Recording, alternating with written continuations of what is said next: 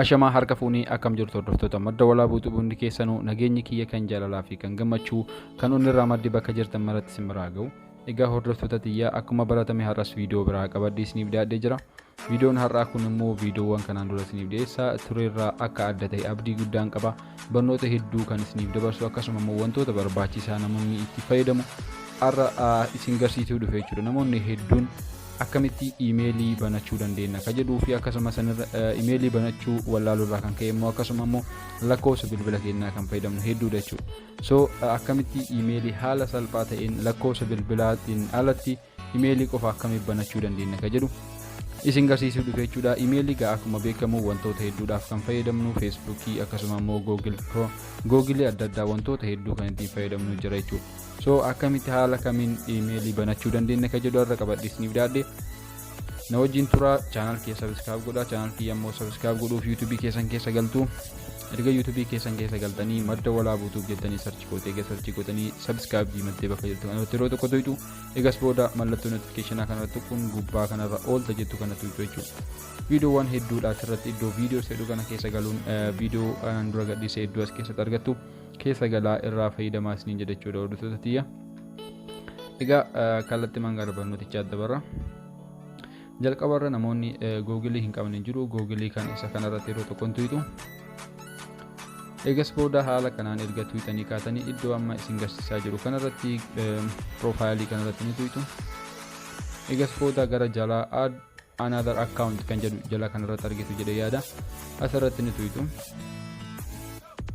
Egas booda haala kanaan yeroo isinii ba'e bilbila keessan paatarnii ittiin qolfitan isin gaafata. Paatarnii keessan ni bantu jechuudha dhiifama.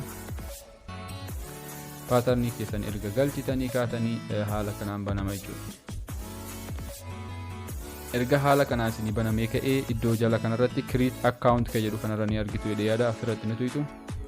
Iddoo asirratti filannoo lama isinii fida for myself and to manage my business kan jedhu kanarraa kan for myself jedhu kanarratti tuytu.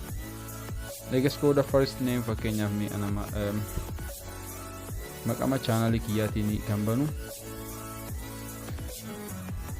dhiifama. Haala kanaan maqaa first name fi last name haala kanaan erga guuttanii kaatanii next jettu. Erga next jettanii birthday guyyaa keessan asirratti ni guuttu. Egas booda guyyaa dhaloota keessanii asirratti ni guuttu jechuudha fakkeenya.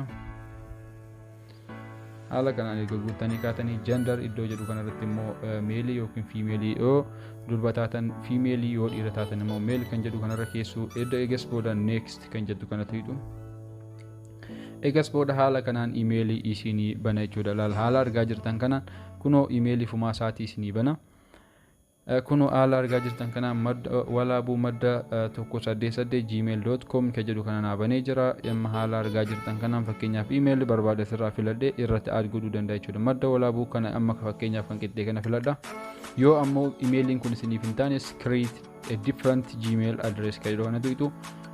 Akkanatti irra gaariidha natti fakkaate kanuma inni isinii filatu kanarratti lakkoofsa isinii ta'u asirra laaltanii anama fakkeenyaaf kan lammaffaa kana filadhee egas booda next jennaan jechuudha. Egas booda paaswoordii asirra barreessina. Paaswoordii keenya ni barreessina jechuudha.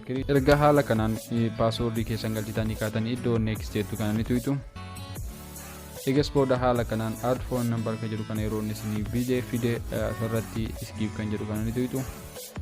Egas booda kunoo review your account info kan jedhu kana haala argaa jirtan kanaan banamee jira iimeelii nama next kan jedhu kanarratti tuyna jechuudha. Ol harkisuun jala gara jalaa kanarratti sarara bakka duwwaa jiru kana lachuu sarara irratti right gootu. Egas booda create account kan jedhu kana ni tuytu.